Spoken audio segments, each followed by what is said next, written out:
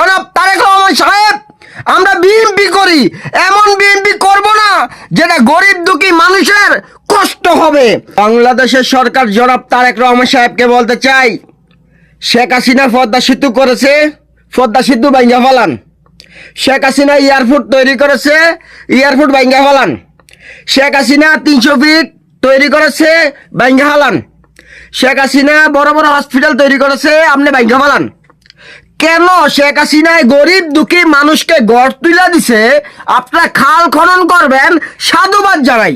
গরিব কৃষক দেশের জনগণের জন্য আপনি খাল খনন করেছেন, আপনার নেতা কর্মীরা খাল খনন করছে, কিন্তু শেখ হাসিনা যে সরকারি জায়গায় বাড়ি করে দিছে, সে কি কুটিপুত্রে বাড়ি করে দিছে? না, শেখ হাসিনা বাড়ি করে দিছে যারা গরিব দুঃখী অসহায় গরিব মানুষ, তাদেরকে বাড়ি করে দিছে। তাহলে আপনার যে নেতা কর্মীরা যে খাল খনন করছে, এই যে গরিব দুঃখী মানুষের বাড়িঘরের উপরে বেকু দিয়া মাটি ফালাইতেছে, ওই ব্যক্তিরা কিভাবে জীবনযাপন করবে?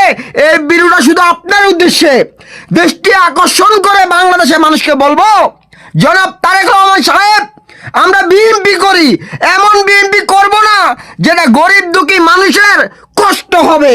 আমরা খালেদা জিয়ার রাজনীতি করি, আমরা কোনো প্রতিহিংসা রাজনীতি করি না। যদি জনাব তারেক রহমান সাহেব এই ভিডিও দেখতে পারেন, অতি দ্রুত পদক্ষেপ নেন।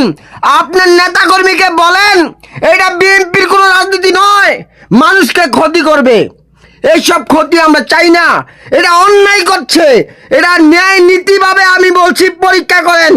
প্রশাসনকে বলেন এই বিএনপি রাজনীতি, এই পচা রাজনীতি, আলু পচার মতো রাজনীতি বিএনপির পোলাপাইন পছন্দ করে না। জনগণের পাশে থাকুন। কোন সরকার কি করলো ওইটা দেখার সাবজেক্ট নয়। দেশবাসীকে বলছি ভিডিওটা বেশি বেশি শেয়ার করেন, যেমন জনাব তারেক রহমান সাহেব দেখতে পারে।